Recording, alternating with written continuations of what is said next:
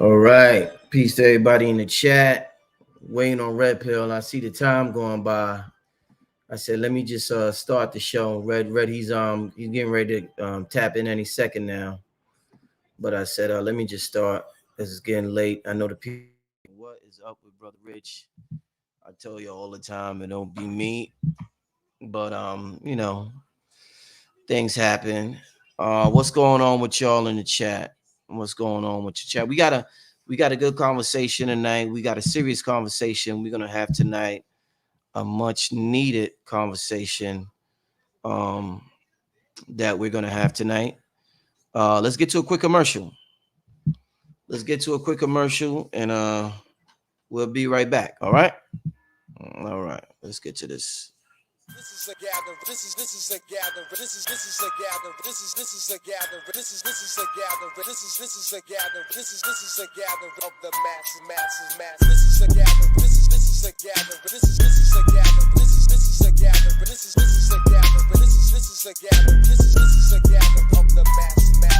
This is a gathering. This is a gathering. This is a gathering. This is a gathering. This is a gathering. This is a gathering. This is a gathering of the masses. Hey family, on Sunday, October 13th, I am celebrating 29 years in promotion and production at the new Black Wall Street Mall with tribute to Dick Gregory. That's right, celebrating 29 years, so text that number to get more information. Remember, Baba Ashra Kwesi and Mirror Kwesi will be closing out the evening with a salute by Dr. B. Sirius, Brother Rich, Red Pill and Blue Pill, Lorenzo Sanford, Sister Golda X, Sister Tassili Ma'at, and so much more. Make sure you go to Linktree/King Simon the Numerator or scan the QR code. Yeah, what's up to everybody in the chat? Listen, man, this conversation tonight, it's a real serious one, man. It's a real sad one. And by the way, if you're just tapping in now, we're waiting on Red Pill. He called me about 10 minutes ago and said he was 5 minutes from his house, so he literally should be coming in any minute now. But I said, let me get started. Son, family, I remember just hearing the stories when I was young, and I seen what happened with the crack epidemic. And hearing about the heroin addicts and seeing some dope fiends, I said to myself, wow, man, they got us. We got tricked with that one, but man, we ain't never gonna fall for that again. That's crazy. We ain't never going to be that level of drug addicts again, or be hooked on that level of high class drugs again. I don't even know if high class is the name, but powerful drugs like that again. When I grew up, everybody was just talking about weed. I remember Wu-Tang talking about weed and all of that, and Method Man talking about the Philly blunts and all of that stuff, and I just thought that, we would leave it there. I didn't know that our culture will go back to all of these designer drugs that are being taken now. I even remember being young. It was a thing with the comedians. They would make jokes about how white people would take all types of drugs and pills and this and that, and they would get hooked on prescription pills. I remember a comedian making jokes about that, about how that's a white thing. All those designer drugs, they used to say, well, that's a white thing. And I don't know how true that was, but just the amount of drugs being taken in the hood now I just never thought I would see it like that. But I understand how influential hip hop is. And I understand that regardless of what we say, hip hop, black music is one of the biggest things to ever hit this world. And it's, you got the pyramids, you got black music right there. As grand as the pyramids are, black music is that grand. You know what I'm saying? And we don't understand it because we in it. But if 30,000 years from now, if they was able to decipher language and decipher our music, and Marvin Gaye and Michael Jackson and Diana Ross and Mariah Carey and Jimi Hendrix and John Coltrane, they would be like, oh, these were the gods of this. They would be like, those are the gods.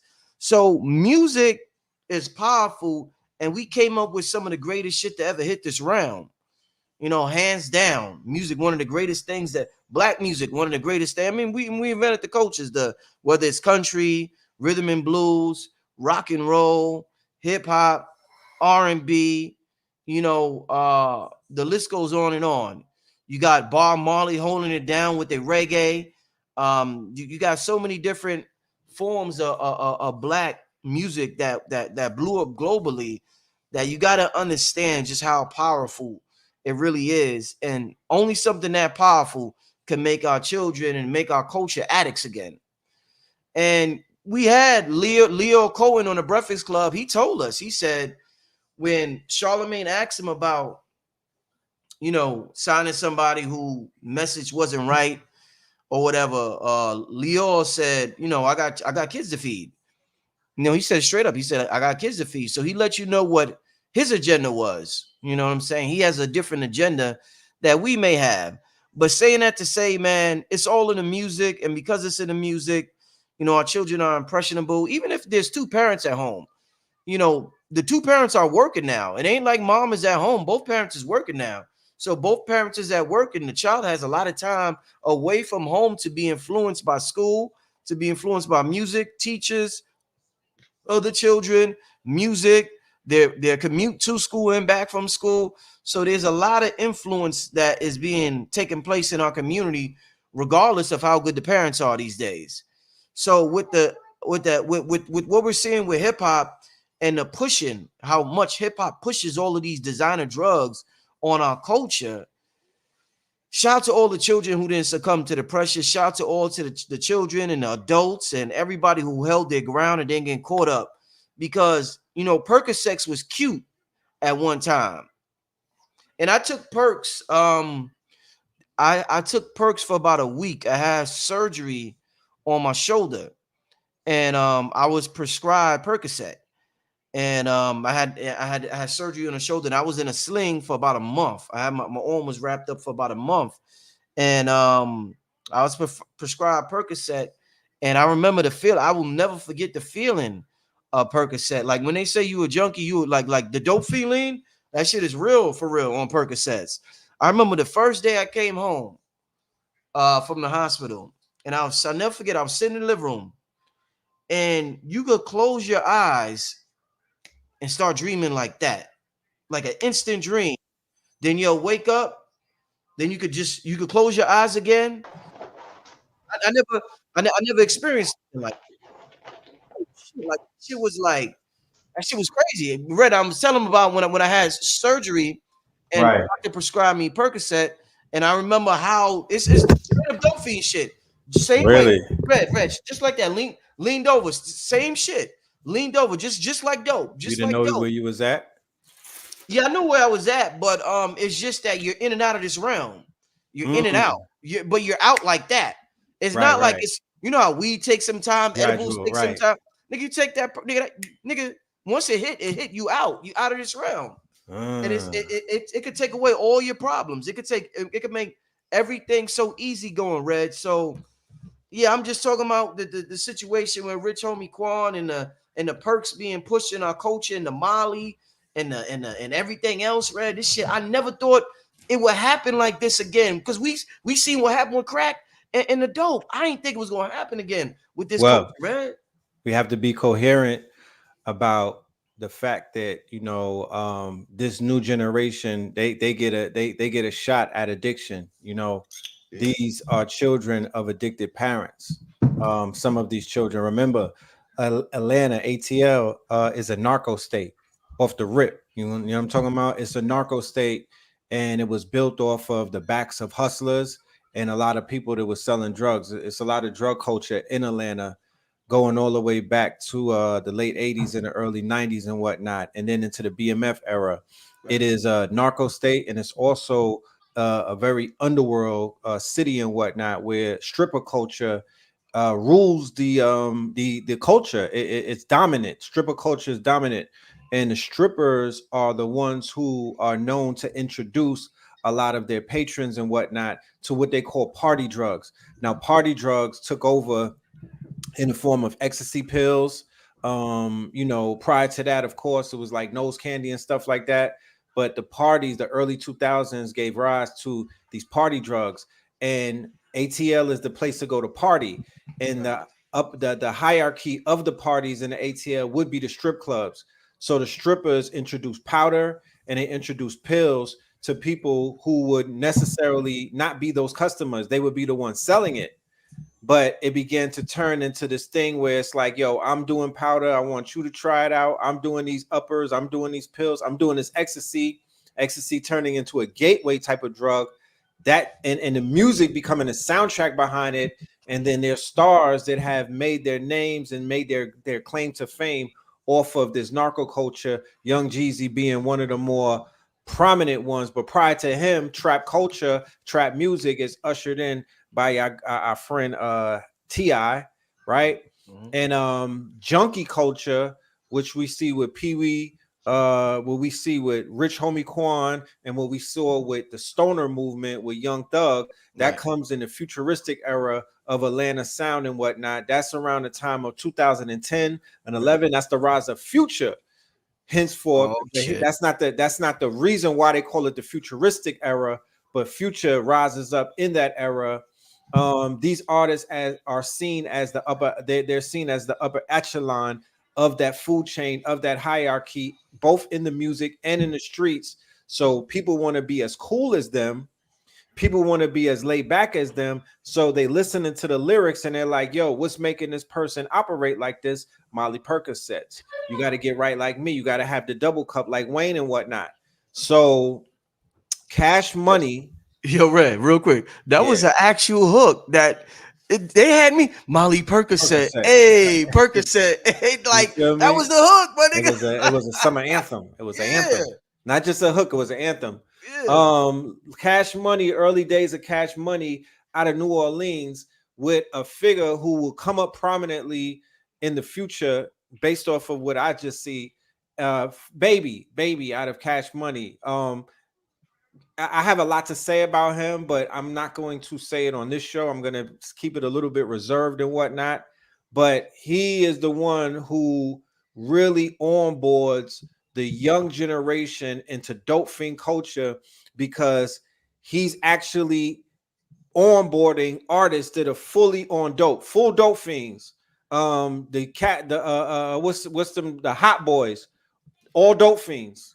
Three We three met six them in mafia. 3 6 1998. mafia was dope fiends. 3 6 Huh? mafia. 3 6 mafia. Dope Right, fiends. right. Coke, dope, and all of that stuff, right? Crack too, I think. Crack, you said? Yeah, Juicy J had. I'm sorry to cut you off. Juicy J was talking about how much drugs ruined the group, and Right. he might have mentioned, because remember Crunchy Black, he was on Crunchy some Black was shit. on crack, He right? was He on was some shit. Yeah, right. but Yeah, yeah. yeah. So yeah, we definitely have Memphis culture, right? Once again, Memphis culture is whole culture, right? So that's that tie-in and whatnot. But definitely when they rolled out that Cash Money slide with the New Orleans drip, they were on dope. They BG and was a heavy dope head. Turk and them. I don't know too much about Lil Wayne in the early days. I'm talking 97, 98, when they were coming on tour with the Rough Riders and when they were moving through and whatnot. I saw them personally. We were in Long Island. I was with Zab Judah. They came up to Zab Judah and asked him, does he have a dope connect? They was in the hallway. They were in the lobby itching. They couldn't even perform. They needed that dope, bro. That's when I started to see the realness of it in the face of young, of younger users, and what these were teenagers at that point. But yeah, Atlanta picked up on this junkie culture real heavy during the reign of Young Thug, YSL. But it was definitely, Rich Homie Quan and a few other people, Pee Wee Longway, Roscoe Dash, a few other people, but definitely like Gucci Man with the lean and things of that nature. Yeah. And it's crazy how the record labels are very complicit in Very. the epidemic that nobody tends to, they don't charge them with any type of crimes. Like they don't find them complicit in this epidemic that they knew fully about, right? Because keep in mind, the epidemic that the hood is facing right now with the opiates, this is the third wave of the epidemic. The first wave of the epidemic started in the 90s with this legalization of these over-the-counter pills and whatnot, and the rise of Oxycontin and these opiates and things of that nature. And it coincided with the the illegal war that took place in Afghanistan and Iraq, which actually boosted the import of these drugs, these opiates and whatnot. So Yeah, this is man. the third wave, you know. Yeah, it's like somebody in the chat said. I remember when 3-6 and UGK was talking about the lean. This was in 2000, 2001. And yeah, I remember them. Yeah, DJ Screw, DJ Screw. Yep, he yep, all died. of that. Yeah, so yeah, this has been around for a while, and we're seeing, 2 decades, over 2 decades of a culture being dope fiends. So it's definitely time for a change. One thing I want to say, as we get started, Red, I want to give a shout out to the young brother Rich Homie Quan. You never know whose lives you're impacting. And one of his songs, I have a meditation music playlist. Yes. And his song is actually on one of my meditation music playlists. And the song I'm referring to is Lifestyle. Yes. And I'm able to tap into a certain zone listening to that song, because what it's talking about, him and Young Thug, they talk about it took a lot of shit just to live this here life. And I'm able to reflect on what I've been through as a black man and to see where I'm at now. It just gives me a certain flow state in meditation sometimes. So for him impacting somebody with a huge metaphysical channel like this, I want to give a shout out to his soul, and I want to give a thanks for him for even making that song. And Yes. although we may criticize them for what they're doing, they were able to influence people in positive ways as well. And that song Lifestyle, to that brother's soul, definitely impacted me, my meditation and my manifestations. So I just want to give an ashe to that brother for channeling that song to this realm, Red. Definitely. You got a bomb? You got a bomb? No bomb? No bomb? No bomb?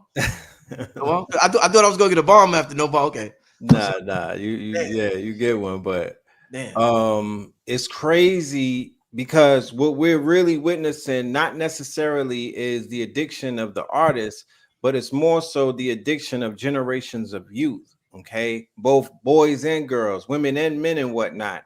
This has become a norm in the culture. It's been normalized to the point where this is a weekend thing. This is a party drug. Thousands of people are losing their lives over the weekend just partying with these quote unquote fake pills. Okay, these fentanyl, these coincidentally, these pills are being made in China. A lot of the fentanyl knockoff pills are being manufactured in China and whatnot.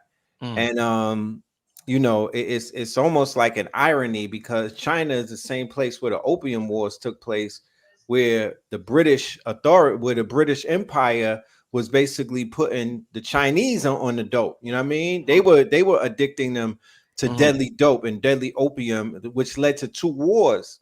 So the fentanyl, this killing people, I'm talking about smaller than the size of a grain of salt. Okay. And one of the things about the Fetty that's not being spoken about is the fact that the Fetty is also being used as a gas.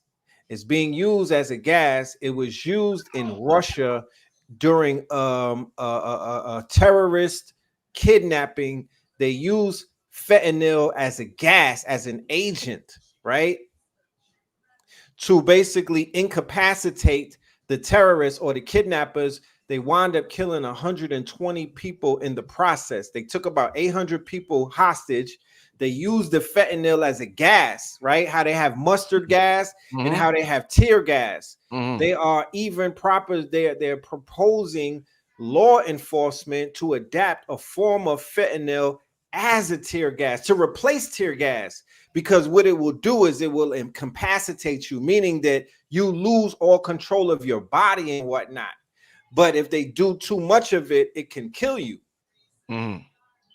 So that's real. That's real. Yeah, it's crazy. I just want to I would love for you to just respond. There's a comment here, and I want to say something real quick. I would love for you to talk on it. Somebody said people are poisoning themselves. Y'all stop it. Yeah, I just want y'all to realize 2 things can be true at the same time. Yes, these individuals are poisoning themselves, and yes, it's being incentivized. The music and the agenda is being incentivized through the media and through our airwaves. So of course, yeah, they're killing themselves, but they're also incentivizing more and more people to behave and to promote it, because people know they're gonna get monetized by doing this. You're not getting monetized in the mainstream on a Right. collective level for rapping like Cambada. But if you talk, that drill shit, they're gonna pick up on you and give you a little tiny bag for you to be happy with. So yeah, two things could be true at the same time. They're rewarding dysfunctional behavior. Yes. They're rewarding deaf culture. Yes. They're rewarding criminal activity in broad day. So for the unsuspecting mind or the impressionable mind, you'll be like, yo, these people are walking around with bankrolls. They Mhm. get lit. They hopping out of foreign cars. They got ice on and everything. Mhm. These people are being rewarded by Spotify, Mhm. Universal, Sony Music, and everybody else and whatnot. It can't be that bad, right? It can't be that bad. It can't be illegal. So once again, we have to sit back and pay attention to what's taking place in the culture in broad daylight, in front of everyone. And we are not realizing that when it comes to drill culture, that's helping to raise up the crime rate and the mortality rate amongst the youth. When you look at whole culture, right, or what they call prostitution culture, that's raising up the crime rate and the mortality rate. I mean, I can't remember a time where every other day there's a story coming out about somebody being dismembered in a suitcase or women being unalived and found in pieces and whatnot. This is direct programming from Netflix and those streaming channels, because they are the ones through the true crime wave. They were promoting all of this quote unquote demonic behavior, right? They were promoting all of this. When did you hear dismemberments and beheadings and all of that? That's almost a norm now.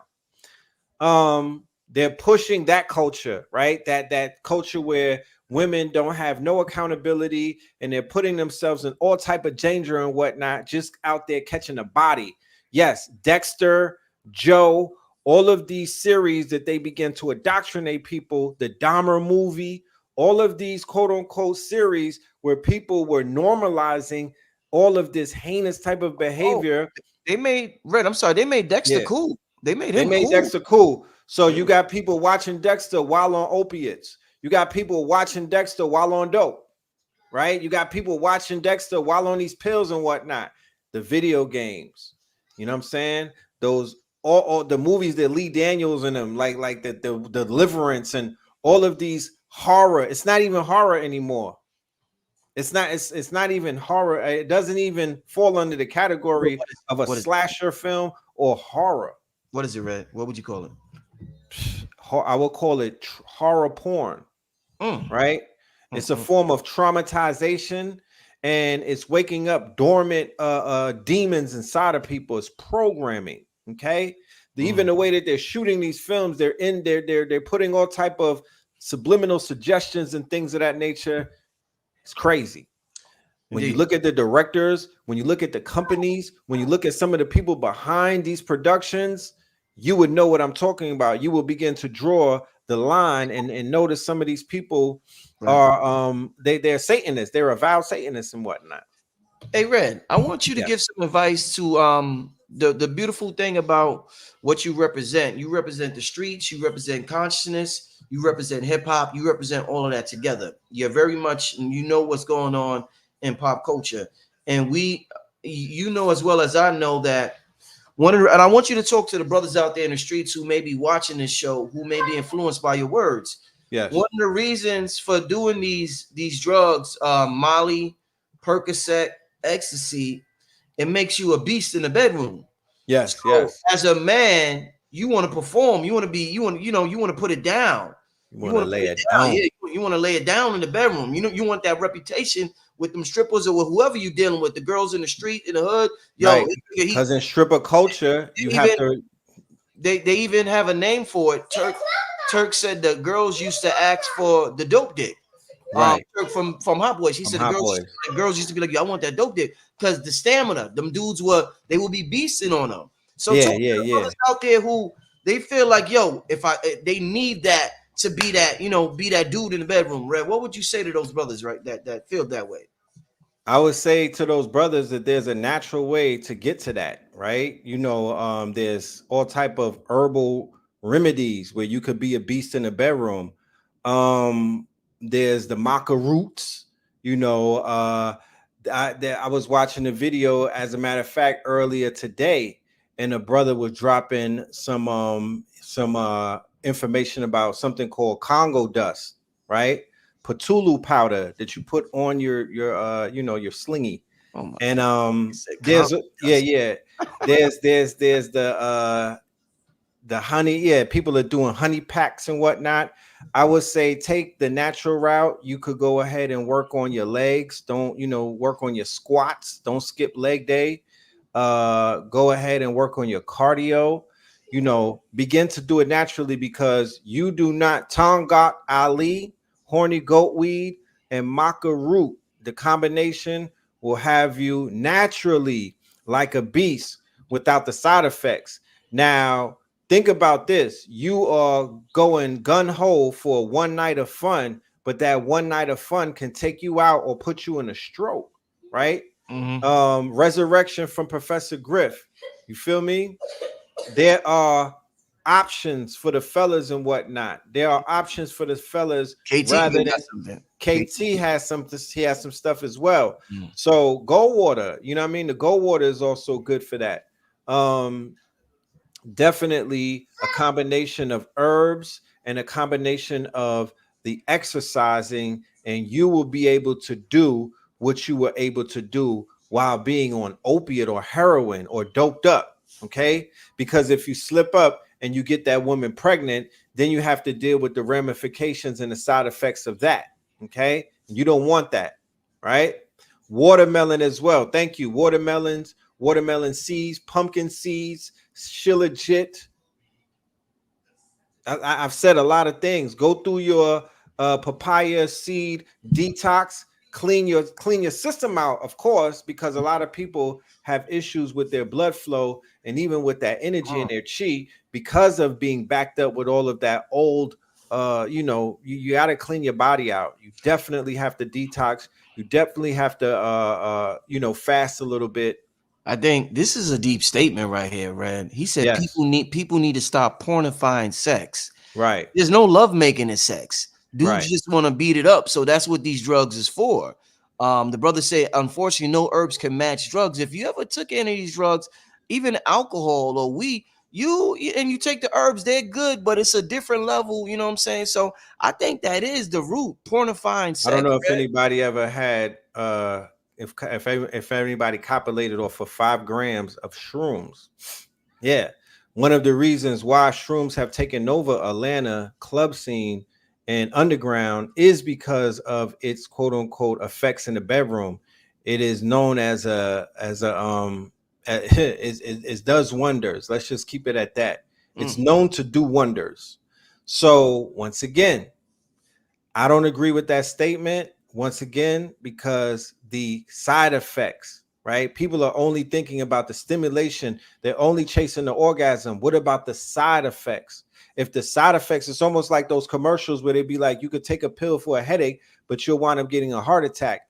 I'm not that disqualifies it from the conversation. It disqualifies it. So go with the natural route, and then we could talk about that. Go with the natural route, and then we could talk about that. It's the drugs and the alcohol is a cheat code. It's an easy way, but you're gonna pay in the long run. Okay, because you won't be able to get it up without the chemicals or without the quote unquote unnatural ways and whatnot. You want to be able to be vibrant all the way up into like your 80s, like Dr. Sebi, naturally. He even said that he was impotent at 40. So it's not the end all be all, even if you find yourself in that place, because we spoke about it before. You can't wear polyester on your Johnson. You need to get into the linen. You feel me? Because you should start with things like that. That plays a big part in your energy. Breathing. Indeed. Yeah. So this is the highest heights of discipline that we're speaking on, Brother Rich. This is the highest of heights of discipline and self-mastery. When you read between the lines, when they talk about self-mastery, it's how to master your Johnson. Okay, now that's not the only thing. I'm just saying, but that's at the core of things. The height of it, yeah. It's the height of it. You want to master that third leg or that brain of yours, and you want to be able to stand on business. Yeah, just to touch back on fentanyl, Red. Yes. I'm absolutely I continue to be surprised at how many people are coming out saying that they got hooked on it. Like even OG rappers like Eric Sermon, like a lot of people was just getting pills, the perks. Then the perks end up getting mixed with the Fetty. Yeah. Now, next thing you know, they hooked on the Fetty. Even Murder Mook came out and said he had a perk addiction that he Yeah. was dealing with. Like Red, like a lot of people. I'm talking about the female rappers, the male rappers, the young, the old, in between. A lot of people got caught up taking perks. Next thing you know, they was really taking fentanyl. Now they can't stop it, so they just keep taking the Fetty, man. That I think shit, Meek Mill was addicted. yeah. Meek talked about it. I think Nicki talked about it, or somebody Yeah, said, Nikki. Yeah, she was addicted, I believe. This is crazy. yeah, we need this drug. Or like, damn, man. Like I didn't see it coming, Red. All right, what's up with the weed now? Now, Red, I know They you spraying like fentanyl on that. that's The fine. fentanyl is a booster. It's a cut. You're able to, you know what I mean, take something that's mid and turn it into some type of loud. They're spraying the weed with the Fetty, bro. They're cutting it with fentanyl. The street weed, like Yes. that's Over the past few years, people have taken to marijuana like it's crack. yeah, yeah. There's an addiction to this quote unquote new weed that did not exist before. Okay. Yo, Red, what year did the weed change? I remember out of nowhere, Red. I Yeah. just started seeing all this fancy packaging and hearing all these expensive prices.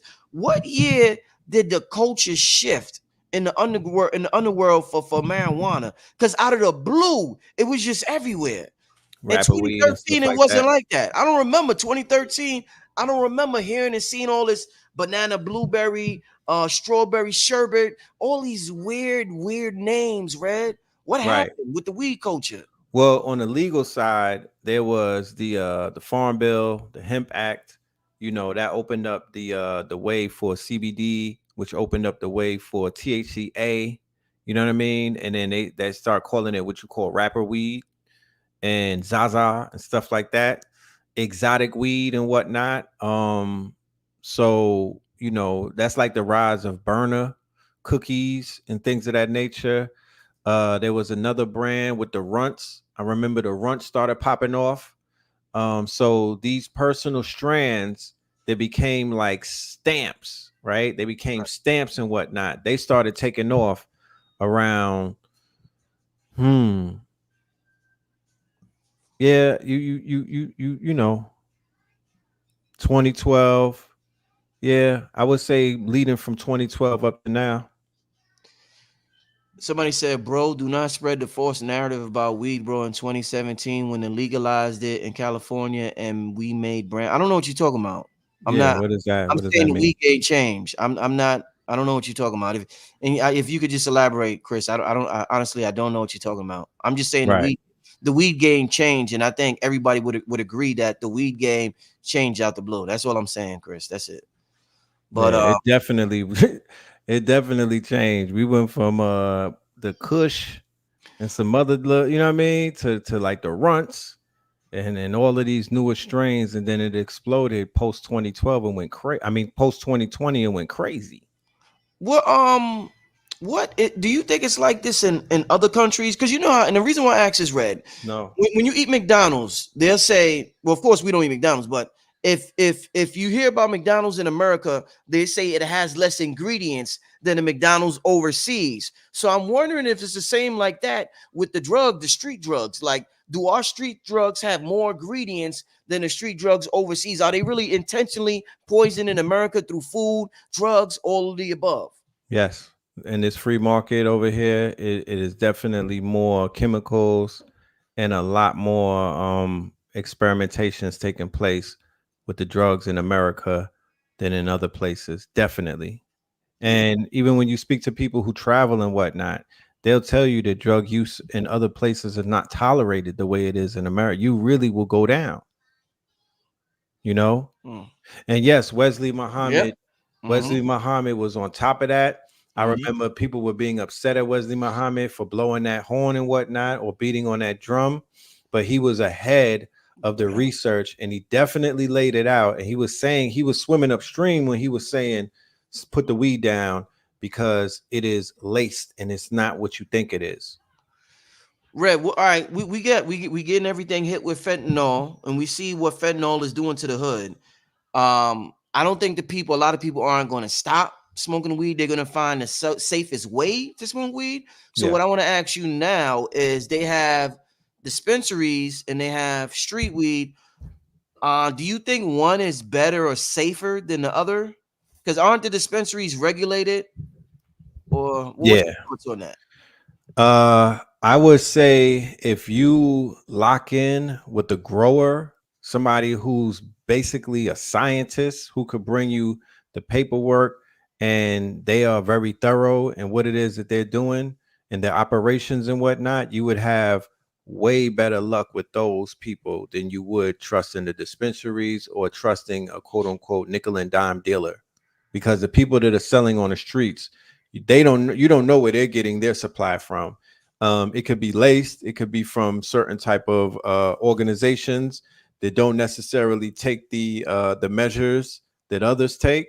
And then when you go to these dispensaries with this GMO stuff, you really don't know what you're dealing with. You know what I mean? Mm. So Yeah, it's an unfortunate game, Red. yeah. Um, I remember when we was young, Red. They used to always say weed is a gateway drug, and we used to say, "Oh, that's bullshit. Weed ain't no gateway drug. I just F with weed." Do you think? Do you see it being a gateway drug now? Do you think eventually, after 15 years of doing weed, a person is definitely going to move on to something bigger and better, Red, in terms of drugs? I mean, I've seen it become a gateway. I've seen it become a gateway to people that I know. You know, I have a friend who I came down to Atlanta with from New York. You know, and he's a full addict right now. It wasn't off of weed; it was off of Molly. But you know, the weed plays a part. You know what I'm talking about? Yeah, The weed plays a part. The weed of today is leading people to want to get higher. You know what I mean? From another yeah. type of substance. It's not doing it. People are like, it's not doing it enough. I want to get higher. I want to get more effed up. And if they're chasing a high that they already had with the chemicals and the pills and whatnot, then you know it's going to lead to something else. So this stuff that's being smoked right now is a drug. It's not the weed that our parents smoked. It's not sensimania. It's not cannabis. This has been tainted in the lab and whatnot. It's you know So, some spliced with some. Yeah, go ahead. Somebody brought up something else that's big in the culture. I want to get your opinion on, Red. Yes, yes, The vaping culture. What's your yes. thoughts on all everybody and a lot of people in the culture vaping? What's your thoughts on that? Yeah, I don't promote that at all. That is that's a dub. That's a dub. I don't promote vaping. Um, there are dangers behind vaping, scientific studies and whatnot to prove that vaping is could be even worse than smoking goddamn packs of cigarettes. Mm, So I will mm, not mm, co-sign the vapes.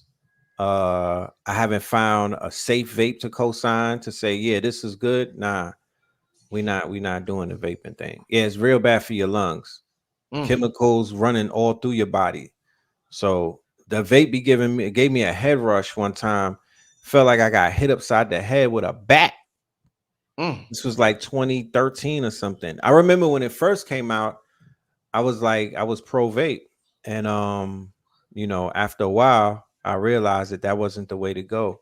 So Yeah, I'm glad I never, because I'm not a much of a smoke anyway, so I never ever tried the vape. So I'm glad that I had never even tried that, man. Because damn, I know, man, the shit I hear about that, like you said, is not good, man. right. Um, it's the thing about it, Red. The thing about it is, Red. a lot of people, with these drugs and the way life is, people want some excitement, man. Yes, they do. People want excitement. They don't want to just be laid up at home with their kids and with they want a little bit excitement in their life, man. Escapism. Escapism. Yeah. How And can cable we? can't do it enough. No, cable can't. It's the shock factor is at an all time high. What shocked us before on cable, now it's like we can show that to our children. You know what I'm saying? It's like the shit the levels they go with the shock factor is like, man. They raise that bar. What advice would you give to our culture on boredom? Because a lot of people do shit out of boredom. They say, how can we embrace boredom better? And boredom is a form of discipline, Rich. Boredom is a form of discipline. The same way that if we were meditating, our goal would to be immersing ourselves in some quietness. Boredom, when your mind is racing and telling you that you have to do something, that you have to be a part of, the quote unquote in crowd, or you have to go out, you got to spend money, you got to get drunk, you got to go smoke, you have to be defocalized tonight, you have to be lost, you need to get white boy wasted, you have to deal with your pain and your trauma, right, by escaping. If you were to embrace the boredom, and if you were to embrace the quote unquote, the slowing down of things, if you were to embrace isolation, if you were to embrace just sitting with yourself once in a while, then you would begin to see things from a different perspective, and you would begin to, you would appreciate the time that you could spend with yourself. We're not programmed to be like that in this heavily stimulated culture that we're in. This is all about stimulation. This is all about release. This is all about escapism. And this is also this is a culture where we are taught to compare ourselves to what other people are doing. You know what I mean? Especially through social media. Comparison is the thief of joy. So you'll have people sitting at work and whatnot, and they're watching people on yachts drinking martinis and smoking hookahs, and they're like, damn, I wish I could be in that place. I hate it here. When the weekend comes, I'm going to get wasted. I'm going to cosplay or live vicariously through some of these people who are influencers that I'm following, or the housewives. They want to get drunk like Nene and them. They want to sip martinis. They want to go on a girls trip and ride the boat like what's her name? Meg the Stallion and all of them. What they call, what's that? What's the name of that? It's I just had it on the tip of my tongue. What is it? What does it deal with? What you trying to? It's a form of the culture where people are copying other people. King Simon just did a show on it. I'm trying to remember what's the name of that. It'll come to you if we just keep talking. Right. It'll come to you. So this hands down, Red. This hands down. Like each civilization has the thing that they deal with. Each era has the thing that they're dealing with. This hands down has to be the most stimulated culture that probably ever existed on the face of the earth, with the internet, with the social media, with I mean the stimulation, Red. This shit is at unprecedented levels, my brother. Yes, imposter syndrome is the word that I was looking for. The term that I was referring to is imposter syndrome. They have our people in a headlock right, with imposter syndrome because of the rise of the algorithm and social media, like you was just saying. When you're on a quest to know thyself, though, right? When you're truly on a quest to know thyself, when you're on a spiritual journey, there is no boredom. There's always something to do. There's always a book to read. There's always a teacher to study. There's always a show to catch up on, right? So a lot of boredom comes with people not necessarily living their purpose. Exactly. Okay? Not necessarily being in touch with, because once you find your purpose, once you discover your purpose, there is no boredom. I have children. It's hard for me to be bored like that. I'm not saying that I don't fall into the categories of boredom where I need to enhance my experience, because doing the same thing repetitively, it could cause, it can make you kind of like shut down. Yeah, and I think what you said is key. Pursuing your purpose, you'll Yeah. never be bored. The biggest problem usually with people pursuing their purpose is that there's not enough time in the day. So I mean, that's I don't have enough time to do the things that I want to and need to do. So there's never a moment where I'm always able to fill in time with all types of shit, Red. So I Right. think definitely finding purpose is definitely very important, man. Real Right. important. Right. Find your powers, discover your gifts, discover your talents, and hone those talents.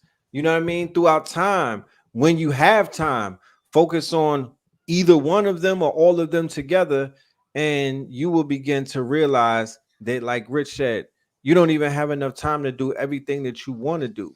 So just stay busy, stay active, rest, make sure that you rest. I'm taking a lot of naps these days, more naps than than I used to take. But I'm realizing that the body needs to rest.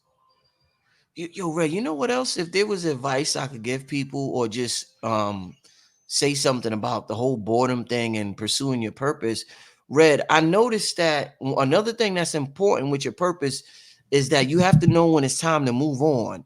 Because something may be something you may be meant to pursue something for a certain amount of time, and then you're supposed to move on. And I'll give you an example. I had an error because I've had errors on YouTube. I've been doing this for a Yes, long you time. have. It's a marathon, and I'm blessed to be at the top of my game after almost 20 years of interviewing people. That's LeBron level type shit. And I remember when I was in my Professor Griff, Zaza Ali era, I remember not wanting to do pop culture shows anymore because there were so many police killings happening, and I remember, and I just got tired of reporting it. And it was expected of me to report it. If I didn't, the people would have got mad. It was, yo, brother Rich, why you and Griffin Zaza ain't talk about this killing? Y'all got to talk about this killing. Oh, Rich, there's a new killing you got to talk about. And I'm like, oh my God, is this what I do for a living? Like, what the fuck? So in Yeah. my mind, I remember feeling it, like a feeling inside, like, damn, I don't want to do this show tonight. And that's when I knew that I had to move on from that topic. I didn't want to do that topic no more because I didn't want that to consume my Right. aura and my spiritual field. So you Right. gotta know, and it was dope while it lasted. It was amazing. Red, when I did that, I got my biggest views, 100,000 views in Used a to go day. viral. I remember that. I got the biggest views doing that, but it wasn't about the views. It was about an internal happiness, Red, and I wasn't feeling good after a while doing that. So I just stopped doing it and I moved Right. on. And I shifted to the metaphysics. That made me happy, man. Right. So you were bored with the Groundhog Day type of feeling of doing the same thing over and over, expecting to be pleased in a sort of way spiritually, like that feeling that you get when you make a classic show and you sleep good at night and you wake up and you even feel better. Like, Yeah, yo, I knocked this out the park. I don't, you feel like like you added a notch to things. yeah. Trauma bonding with your network or your audience over our trauma over a long amount of time is going to be very draining on the soul and whatnot. You have to take a break, you have to power down, and you definitely can't immerse yourself in those categories or in that frequency or in that energy, because like you said, you could begin to draw that to you. So you listened to that voice, you listened to spirit, and you pivoted. Being able to pivot is That's the very word. important. You found your purpose, That's the right? word. You meditated, you found your purpose, and your purpose helped you to pivot. And the pivot that you did was almost like walking up the quote unquote stairs, heading to the throne and whatnot. You did your hours to give people hip hop journalism and to kind of like get in your trauma bond phase and whatnot, and you elevated from that. Yeah. You know, Yeah, no, definitely, definitely. No, but that's the perfect word, Red. I'm pivot. You got to know when to pivot. You got to got to know when to know when to pivot. pivot. Yeah, You that know, yo, you sent me a video that somebody shared on the internet, And once again, rest in power to the brother Rich Homie Quan. And they was filming him nodding off. And then there was another video where he said he would take a Molly before he even brushed his teeth. Yeah. Oh my God. Yeah, Damn, bro. because you know, when it's real, it's real. When that shit is kicking your ass, it's on you. One thing about junkie culture, they don't show the ugly side of it. You understand? They glorify it by showing people holding double cups and looking mad cool with pregnant bellies and whatnot. Right. And you know, just looking like they too cool for school, but they don't show you them throwing up. They don't show you them when they're constipated. They're having problems with their bowel movements. They don't show you when they're drooling on themselves. They don't show you when they're quote unquote incapacitated, right? Incapacitated, like how we used to see the winos outside of the liquor store or the dope fiends that were nodding in the train station, touching the tip of their shoes with their fingers and then bouncing up. They don't show you that. They don't show you people vomiting on it. They don't show you the seizures and whatnot. They don't show you the dope sick. They don't show you Negroes being dope sick. I saw that when I was in boot camp and whatnot. It was ugly. It was ugly. There was nothing sexy about that. It was nothing quote unquote desirable about that. It was none of that. It was more of I felt very sorry for that person because I saw the addiction. I saw the demons of that addiction. An addiction is a demon. It's an attachment. It's an attachment. When you look at it from a spiritual level, you literally are attached by a whole demon and it's riding you. Okay. So porn addiction has incubus, succubus, the quote unquote coke addictions or what they call cocaine addictions. There are spirits that are being summoned in those forests in Latin America. I don't want to get too deep into it, but when you do the research on Pablo Escobar and them, they were dealing with quote unquote, they were dealing with all kind of magic and whatnot. Them niggas was disappearing. They were dealing with all kind of shit. Is it of a coincidence that when you get into the quote unquote African traditional systems, they all deal with like the sticks, they all deal with like the woods, the forest, and whatnot. But when you deal with these drugs, they're grown in the forest, the coca leaves and all of that, all of this stuff is there. It's all from the same place. So they were doing all kind of rituals over the cocaine. When you look at the processing of the coca leaf into the cocaine, the shit is a ritual. You know, it's all kind of chemicals involved. It's crazy, but there are attachments to addictions. You have to practice the art of detachment. And ultimately, if you consider yourself to be on a spiritual journey, you're going to be practicing the art of detachment any fucking way. So you might not have an addiction to Molly Percocet, but you have an addiction to some other things. You got an addiction to sex. You got an addiction to tobacco. You got an addiction to the bottle. You got an addiction to some other things. So it's all about getting rid of the detachments. It's all about detaching. It's all about getting rid of the attachments. And a real heavy attachment is that dope, that, you know, and those heavy drugs. Indeed. Let's get to some questions from the family. Let's talk tonight, family. Let's talk before we get out of here. Let's this is our culture. This is, this is our youth. This is our children. These are our brothers. I got a friend who's dealing with something similar now, that Rich Homie Quan, a very close friend, very, very close friend, that's dealing with something similar that Rich Homie Quan was dealing with. Our family, our friends, some people's lovers is dealing with it. Children. I mean, so we really gotta, be examples. Me and Red gotta show the people, that it's cool to be conscious. Cool is something big in our culture. The cool factor is never gonna go away, Red. Right. And that's the next thing I want to talk about before we get to some questions from the family.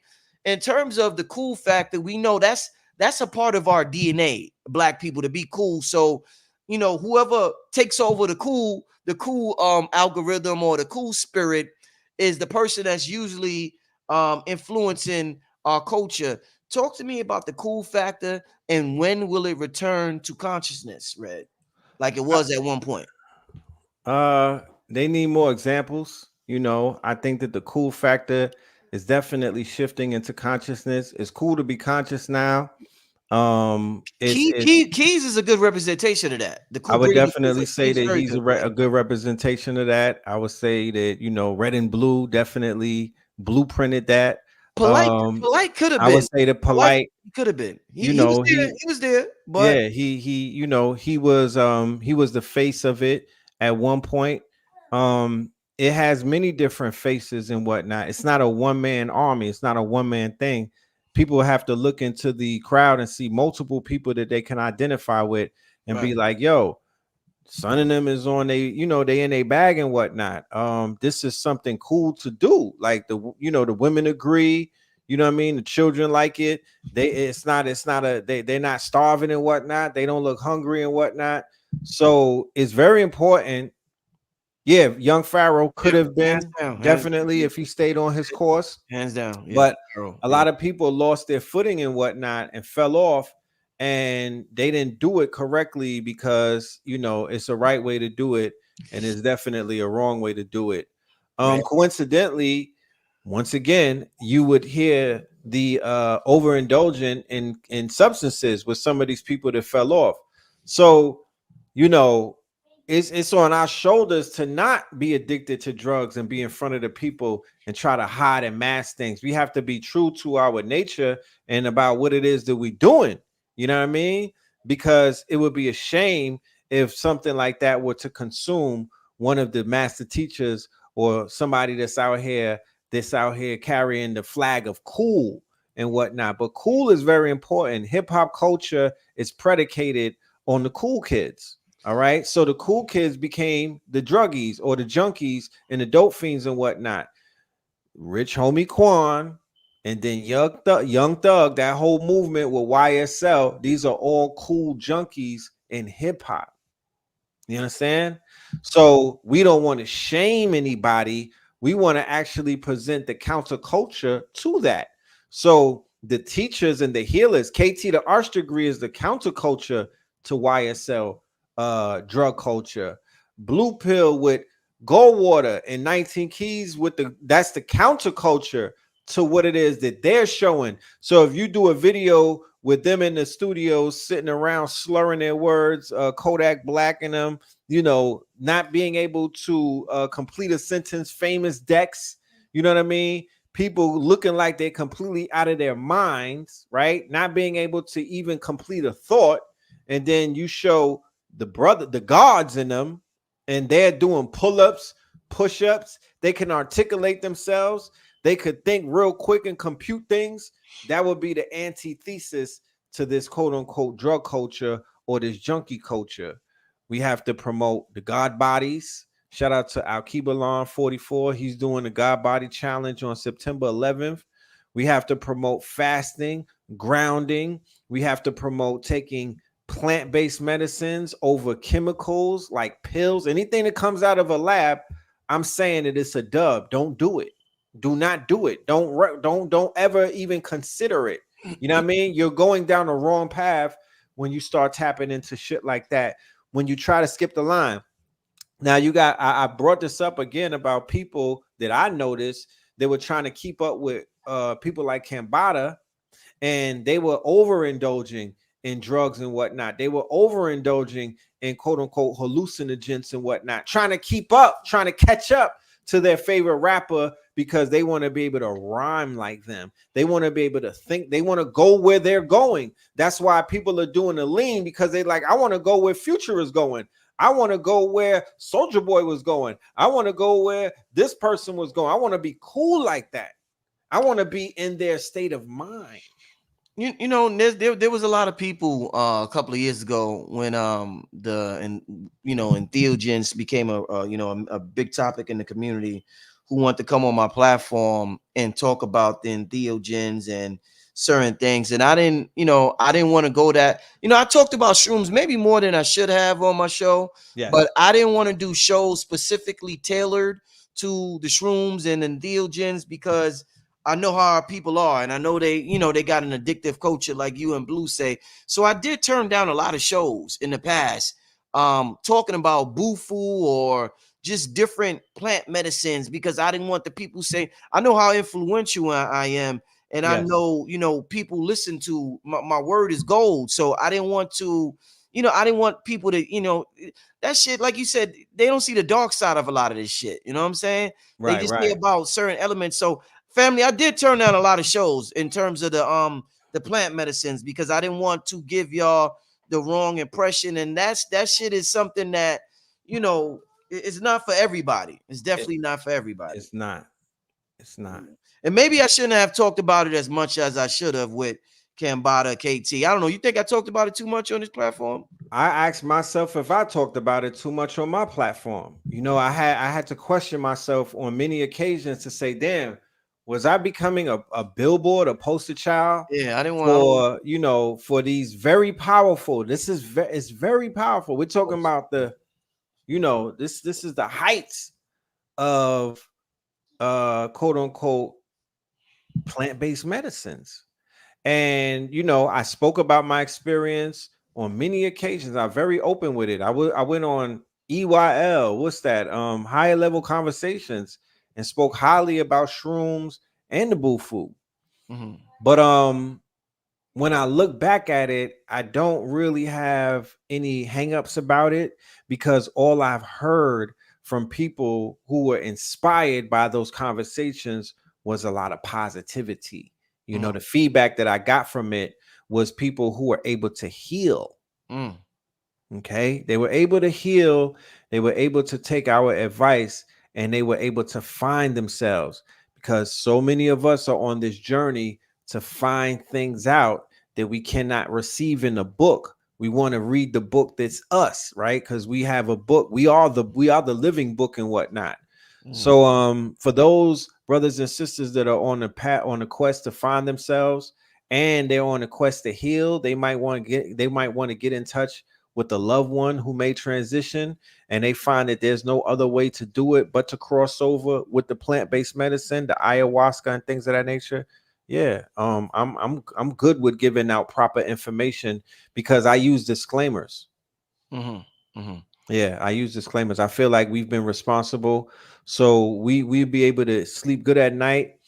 I also talked about my negative experience with LSD. Damn. Whew. I talked about Yeah. my negative experience with edibles. Yeah. You feel me? Yeah. So I'm gonna give you the good and the bad.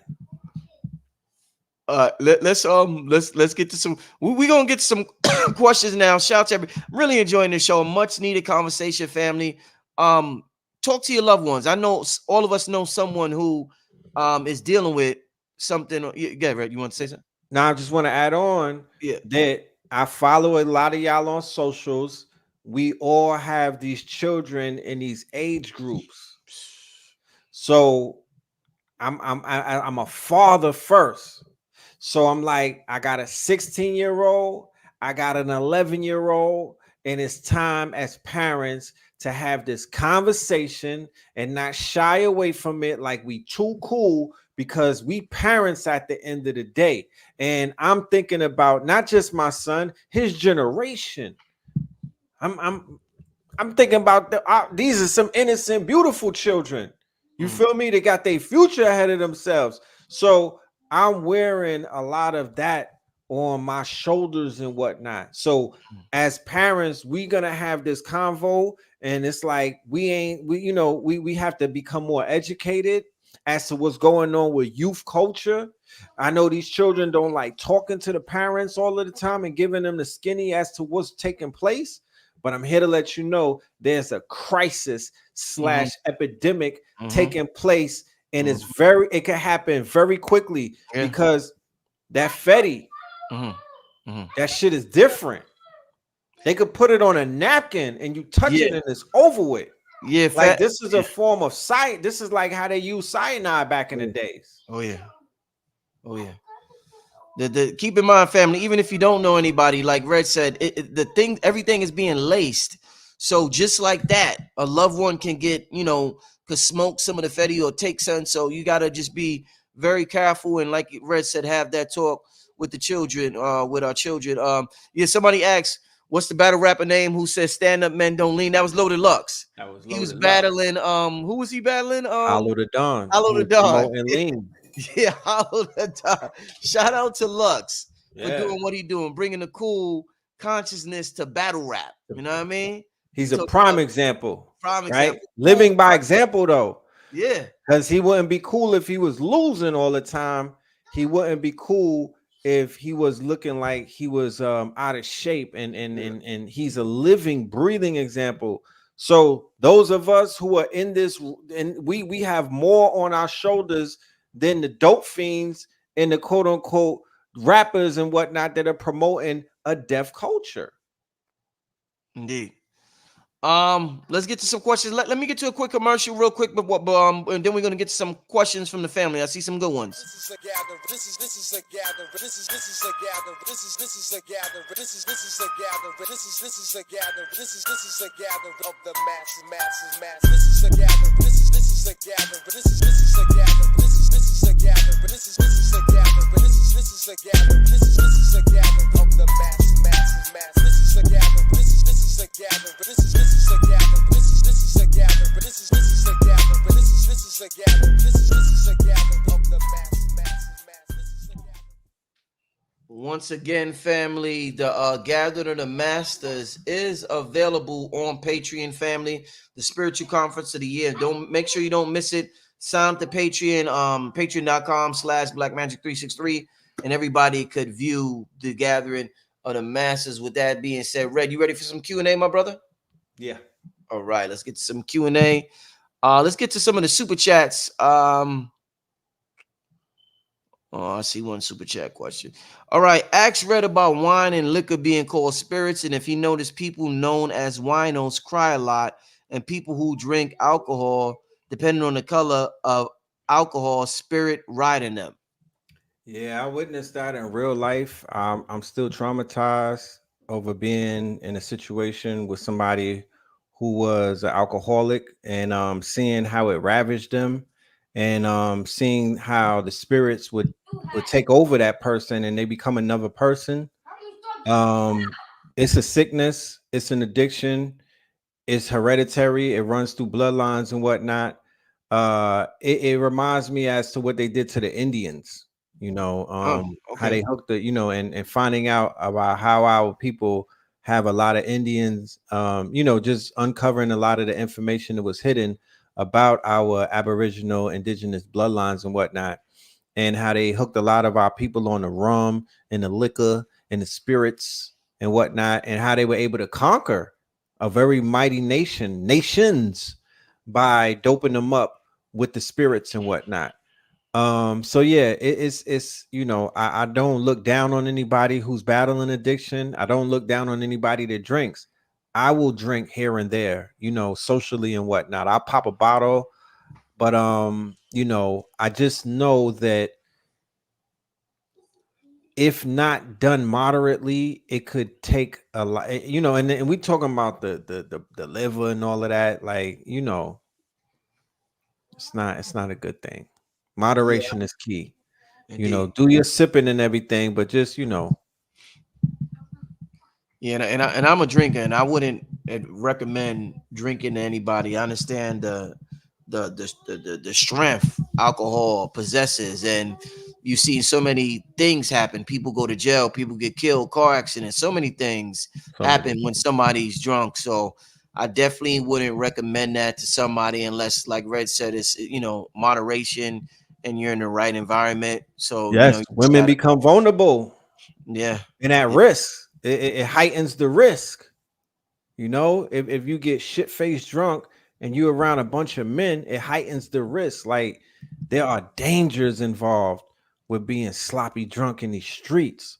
There are dangers involved with not being able to hold your liquor. Now, if you could drink and not turn into somebody else after 2 drinks, you good with me. Drink up. You know what I'm talking about? Because, like I said, I'm a social drinker. When I start getting leaned and whatnot, when I start getting shit-faced, I could feel it. I know it. I'm like, let me back up. Mm-hmm. There are some people that don't know how to stop. Yeah. So You know. All right. There was a comment I wanted to because I see the super chat question, but there was a comment. Let me see if I see it real quick.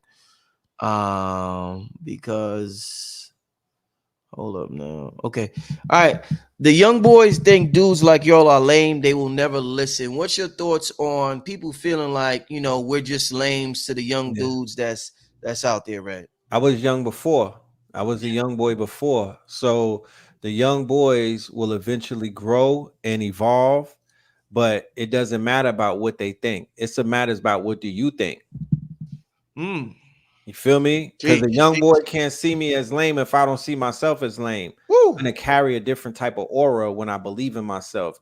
And the youth they will remember who you are if you are who you say you are. So don't even worry about that. That's something they naturally do and whatnot. You know what I mean? They don't have gray hairs. But stay if you unk, if you got that unk vibe, stay on them. Stay the big brother, stay the big father, stay the big uncle, stay in your lane. They're gonna think that you lame when you start trying to look like them, talk like them, walk like them, and be like them. That's when you play yourself and you out of pocket. So there's a lot of grown men in their third childhood, and I will understand why the youth would be like they're lame, but Mm. they can't look at somebody like me. I'm living in my truth and whatnot. They be like, yo, that chain is fire, or those stones is dope. You know what I mean? They salute the God.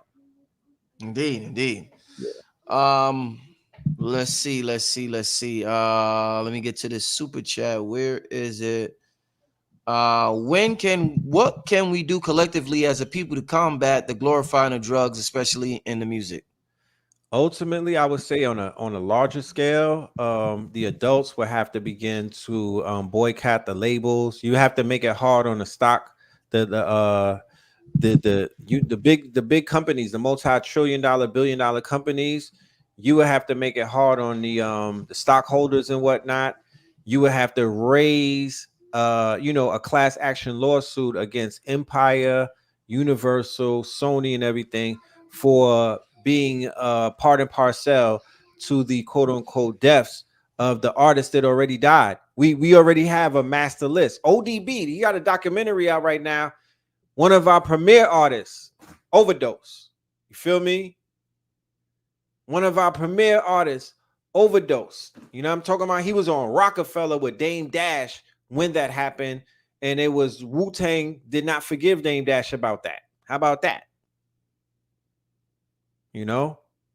Liar Cohen said that he got to eat, right? You use that video of the Breakfast Club where they asked Liar Cohen, damn, you signed Young Thug and you signed the Amigos, and they were pushing the trap boy era, the trap phase, the trap era and everything, the bando era, and the opium epidemic started to uptick in the black community. And he was on a Breakfast Club, and he was like, you know what, my kids got to eat. You know what I mean? I'm gonna sign I'm gonna sign the rappers that are on drugs, that are pushing the drug usage, the cups, the lean, the dope, the pills, because I got to profit off of that, and my children need to eat. That's what design. That's what the talk. That's what he said. That's what Liar said. So we're gonna have to take them to court. We're gonna have to. There has to be litigation involved. They have to be shut down. To me, that will be the ultimate way to counter what is taking place, because they have billions of dollars in escrow to sign these rappers who will willingly, quote unquote, destroy and sabotage themselves and others. Indeed. Yeah, that game hasn't been. We haven't shamed them. We have to shame them publicly. They have to feel shame, and we live in a shameless culture. It's going to be very difficult to do that. So the best thing to do is a lawsuit or litigation. That's how you shame the devil. Hey, Red, do you think if our culture, if brothers was in relationships more, it could be, they have a wife, or they have, they just kicking in with a main girl, they got their girl. Do you Yeah, think the youth will be going through, or our culture will be going through what they're going through? And the reason why I ask that is because usually when you get a lady, you calm down from all the shit you was doing in the street and you was doing with your fellas. So you yeah. think relationships is a way to get rid of this culture and we're not having relationships anymore? Yeah, relationship saves lives. Mm. Relationships Say, save lives. You know how many men would not be in jail or be in a goddamn grave if they if stayed home and laid their head on that booty, right? Your wife, she's not gonna let you lay around with dope sick. That's right, not that is something that the side chicks, that's something that a thought, no disrespect. That's something that street women, you know what I mean? That's something that happens when you are in that life, that street life and whatnot. yeah, They go for that because that's living on the edge. When you are in a relationship with somebody that you love, you're not always gonna live on the edge like that. right. You know what I mean? Mm-hmm. Love. People are on dope because they are trying to escape trauma, pain, loneliness, boredom, and a whole bunch of other things. A lot of that is alleviated when you in love. A lot of that is alleviated when you have a woman that you coming home to, and either you finna cook for her, she about to cook for you, y'all about to watch a movie together. You don't gotta be on heroin to do that. Yo, true story, Red. True story. Let me tell you the same. I told you I got a friend that's going through something similar with Rich Yeah. Homie Quan, and I'm just saying this as a teaching moment for based on what you just said.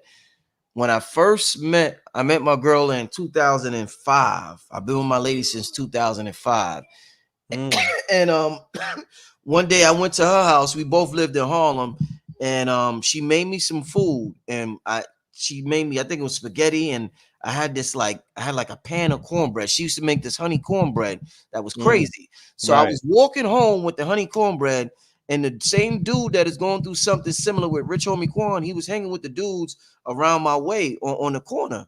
And he said, "Man, what the fuck you doing with cornbread, nigga? This nigga walking around with a bag." He was like teasing me. He was like, "This nigga walking around with a bag of cornbread." And I was like, "Yep, see you later."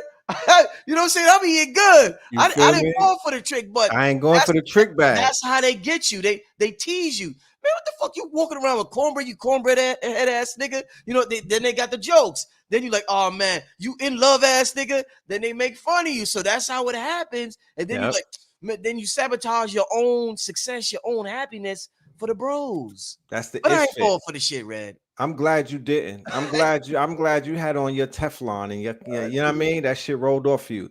Because misery likes company. No disrespect to the bros on the corner, but they try to make commitment seem like it's lame. Yeah, They try to make quote unquote love seem like it's, because it's we know why. yeah. We know why, you know? And that's no knock on the streets, but the streets don't have no love, bro. And the streets don't love you. And they want to keep you on the level that they're on. They want to keep you on their frequency because they know that they finna lose you. That's what happened. They lost you to love. They lost you to a higher frequency. They lost you to purpose because you will find your purpose when you are with her. When the right one is when you with the right one, your purpose is going to come through that person. So once you find your purpose, there's no more hanging on the corner. Niggas that have purpose don't be in the corner, No, fam. not at all. No. Not at all. I hate to break it to you. They don't be on the corner. They don't hang out. They are repelled by places that can take their freedom or their health away from them because love will bring your ass home. So we need to practice more of that. We need to start finding our brothers and sisters, their divine counterparts, so we could solve some of because people are dying of despair. Mm.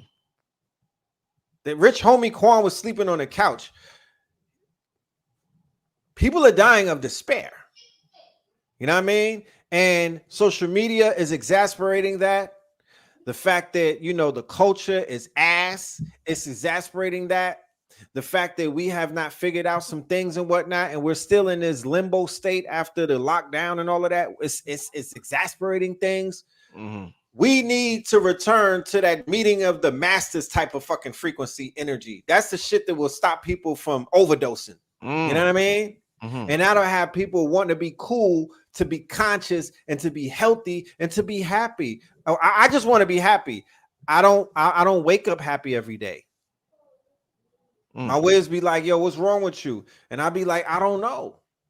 You know, I'm still looking for the happiness. You know, but it's not gonna drive me to get on no dope. You Hey, know what I'm talking Fred, about? out of everything you do, what makes you the most happy? Like, you know, the Being around shows. my children.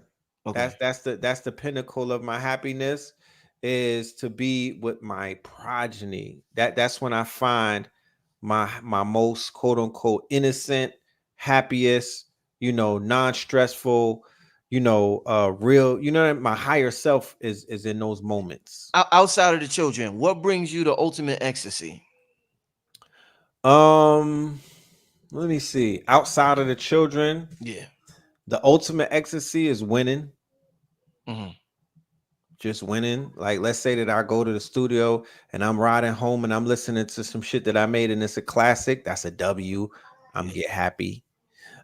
Things fall into place. They're supposed to be falling into place that I put a lot of time and effort into, and I catch that W. That makes me very happy. You know, when I have a successful lecture that I put a lot of energy and time into and research, and people pull up and they show me that they appreciate me, I'm happy. You know what I mean? I'm satisfied. I feel like, you know, I feel fulfillment. Yo, the two things, and I'm glad that I'm, you know, intentionally pursuing both of them, is I get the ultimate happiness and high when I ask a good question.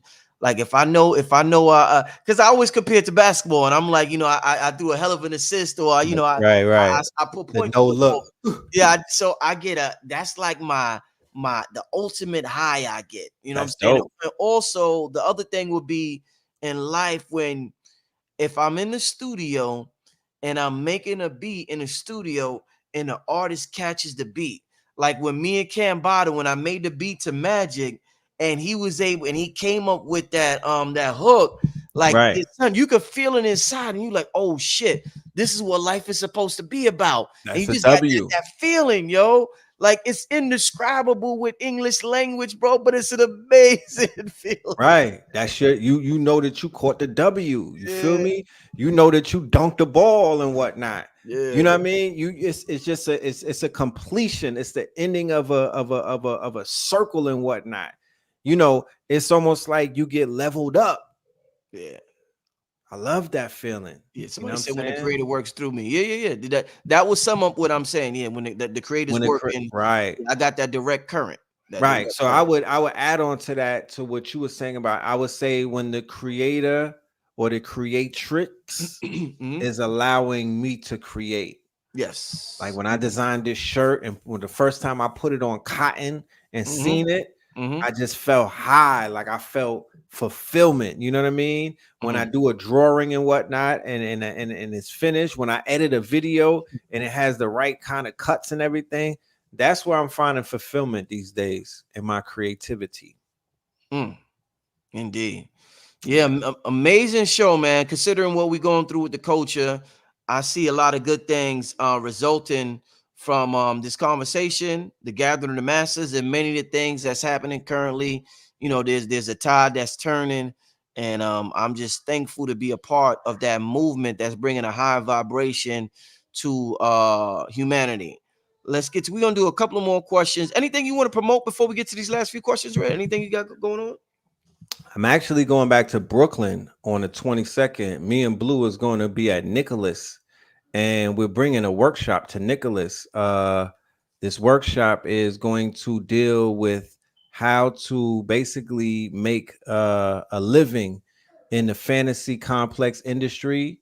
And for people who may not understand what the fantasy complex industry or the fantasy industry complex is, comic book industry, the cartoon industry, the toy industry, and the video game industry. And as a result of the new tools with AI and whatnot, people such as myself and a regular person who is a creative, we can now make our own comic book. We can now make our own cartoons. We can now make our own toys and whatnot. So we could compete in $1 billion, or no, I'm sorry, $1 trillion industry, because the fantasy complex industry is worth trillions of dollars. So I'm going to show brothers and sisters the tools that they could use to be a part of a multi-trillion-dollar industry, and you don't need $1 million. You really just need like $500 now. They have democratized everything. So I want to do more. I'm going to do a workshop this month because, like you were saying earlier about the Professor Griff and the Zaza Ali era, I did like 3 back-to-back lectures: Fear of a Black Amor Messiah, When in Rome. A lot of these were very dark and deep. It dealt with a lot of, dark information. So I want to give a more light. I want to balance it with light, and I want to teach people how they could basically create content and how they could create digital assets that will live longer than them right now. So that is on Nicholas Brooklyn. That's going to be September 22nd, 2 p.m. to 6 p.m. We pulling up, me and Blue. We're going to blow it up. Can I drop the link if by any chance? King Simon, if you have access to the private chat, I dropped the link in there. You could put it in the chat room. I don't have access to the chat room. Hold up, I see it. Let me hold up. Yeah. Let me shout out to Monique. Shout out to Brooklyn. Shout out to Uncle Hank. Shout out to the New York Massive, because that's important that we stay plugged in with them. Yo, me, I'm gonna be in New York that weekend before. Me and Kambada, we gonna be in the studio. Are you serious? Yeah, but it's the weekend before. I know. Well, we need to talk, brother, because I think I might need to be there. Yeah, we gonna hit. I'm trying to get Lux to come out too. But oh man, we got some fire red. I'm gonna keep it a buck with you, Rich. Yeah. When I came to your house and y'all were doing Holy Ghost 3 in Atlanta, and you was with I didn't see Cam in mad long. Yeah. And the creative, being invited to the creative process, like being able to just be witness to that. I witnessed the creation of I Could Do Magic. I witnessed the creation of a few of those songs that was on the album. When I tell you that helped my heart, that helped lighten up my heart. That was a highlight of my year, bro. You know what I'm saying? And I don't think I ever told you that. That's big. That's dope. That was just the creative process, seeing Cam in his natural element. You know what I mean? Because like I said, I ain't seen him in a while. So to see him, back in his element, back in his bag, making magic, it just made, and seeing how excited and exuberated, enthusiastic you were getting about everything, it was like, yo, that shit was dope. I was like, yeah, I need to lock all the way in with this music. And we knocked out a lot of projects after that, just me and Blue, and things of that nature. We did that Breathless song with you. That was fire. Yeah, that verse you had on that's classic. That verse you got. Yeah, that came from 3 days, y'all, of being in the studio with these creatives. And on the 3rd day, we was in the studio, and I had to show up, and I did that. You know what I'm saying? Indeed. And that Resurrection song too. I was listening to that shit the other night. That's crazy, bro. Yeah, we gotta film a video to that. That's crazy. The full version. Yeah, I'm glad you just mentioned that. Yeah, we gotta film a video to that. Definitely gotta do that. Let's see. Okay, let's get to this question here, and then we're gonna do 2 more, then we get out of here. All right. This question was asked a little earlier when we was talking about the drug overdose, and this sister said, why do we just accept what's being reported on these deaths? Right. Good question, right? Good question. I don't jump to conclusions. I sit with myself sometimes when I hear about these artist deaths and whatnot.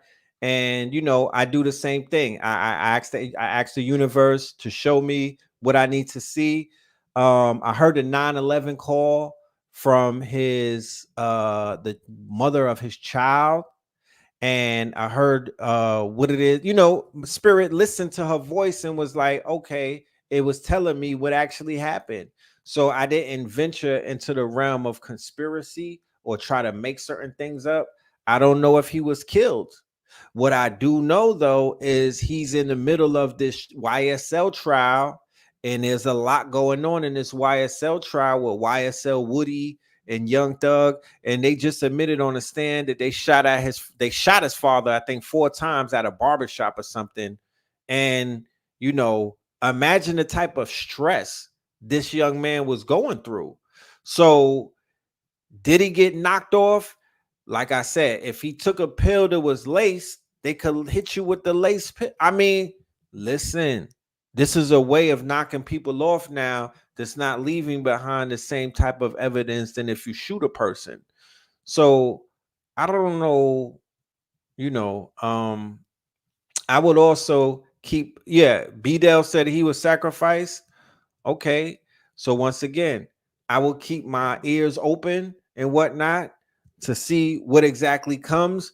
But once again, he died of an overdose from a lace pill. So that definitely opens up the possibilities of him being sacrificed. That just doesn't happen every day to everybody.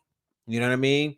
And once again, he's in the middle of this case to whereas, you know, he plays a prominent role in this case, this Rico case. So him dying suddenly, it definitely raises some alarms. Oh yeah, indeed, indeed. All right, let's just read some of the comments. Yeah, I appreciate everybody in the chat. It's been such a good chat tonight. We're having a good conversation tonight. We're being transparent about what's going on in these streets. We're not, trying to hide things. And Right. I yeah. want to add too. There's a lot of people that died as a after YSL got the indictment. After this Rico came, there's about 5 people in Atlanta that has died since. Major rappers, right?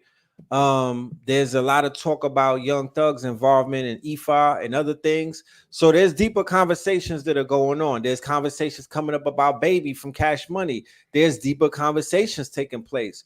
So once again, we're paying attention to what's going on, but what I do know is there is a trail of bodies dealing with a Young Thug and the energy that a lot of these people were dealing with, both in Atlanta and in their private life and whatnot. So that needs to be examined. Okay, that needs to be examined. There's a lot of people in Atlanta who are also underneath the quote unquote spiritual systems and whatnot.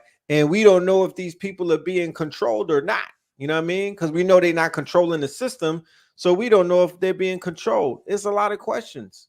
But what I do know is Atlanta, the energy in Atlanta and the frequency in Atlanta and crime in Atlanta and other things in Atlanta, they're beginning to, there's been a lot of disruption. There's been a lot of disruption, but there's also a lot of shit going on in the shadows and in the dark that nobody even really talks about, Indeed. and I don't know if it's supposed to be talked about, but there's a lot of witchcraft out here. There's a lot of dark magic out here. There's a lot of crazy shit going on behind the scenes. So I would advise a lot of people in Atlanta or coming to Atlanta to be very mindful about what's taking place. I don't trust these labels. I definitely don't trust these execs from these labels. I know that they will pay to get people knocked off. I know that they're crooked. I know that they're trying to clean up a lot of stuff. And I know that there's a lot of hands in the quote unquote cookie jar. So once again, stop listening to these rappers wholeheartedly and giving them all of your time and attention. Begin to withdraw from being quote unquote underneath these rappers' spells and whatnot, listening to every goddamn word that they say, because a lot of them, they under a spell. Shit. Yeah, indeed, family. Let's see. I'm trying to see if I could get one more question before we get out of here. I just see a lot of comments. But once again, shout out to everybody. Shout out to everybody in the chat. Let me just see real quick. I think Red talked about this a lot before. I ain't gonna ask that. Does music labels have life insurance on their artists? Yeah, we talked about life insurance and all of that. Yeah, he mentioned that a whole lot. It's advantageous for a label owner to sign an at-risk rapper. You're gonna die eventually in their eyes. Like it's a waiting game for them. Yeah, because their rappers are lit right now, bro. Oh my goodness. Yeah, their rappers are lit. Hey, so I guess we're gonna end it there, Red. Well, how would you like to close it out with the family before we get out of here, my brother? Appreciate you coming on the show tonight. Love the Bobby Hemmett shirt, the merch. You know what I mean? Shout out to the brother Bobby Hemmett. Mark125.com. We got the Phil Valentine one. It's crazy. That's on the way. Crazy. Doc was just on the show the other day, Oh, man. nah, he was smoking. Yo, everything he said about Kamala, I'm with that. You know what I mean? He was going in. He was smoking. You know what I mean? Kamala Einhoff. Say her name. Einhoff, yeah, dude. Einhoff. That was crazy. You Leave your know? contact info for the family, Red. Know the Ledger 444. That's the YouTube page. Definitely check us out. Melanin Mondays, Third Eye Thursdays. Make sure you check us out at Nicholas on the 22nd. That will be available for live stream as well. Okay. It will be available as me and Blue Pill. And if we have anybody special coming through, we will announce that very soon. Brooklyn at Nicholas Bookstore, Sunday, the 22nd of September. Love and light to the family. Y'all stay dangerous, stay safe out there. And avoid the temptations to gamble your life away. Avoid that temptation to stand on the damn ledge for stimulations and whatnot. Okay.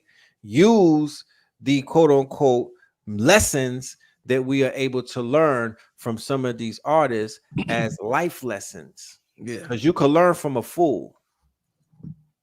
You Yeah. know? The only thing I would say is, fellas, find you a good lady that you could vibe with, and that she's willing to support your purpose. You're willing to support her purpose, and go live in your purpose, fellas. And don't be succumb to the peer pressures out there from your friends or from your family or from whoever. We could make this life thing real difficult. We could make it a little more easy. There's no need to make this thing as this. Life is already difficult. No need to make it even more difficult than what it needs to be, fellas. But yeah, that street culture, that definitely got to come to end, yo. There's nothing out there for us hanging in the streets, y'all. Nothing at all out for us. Every day is proving itself. I mean, it's a horror movie at this point.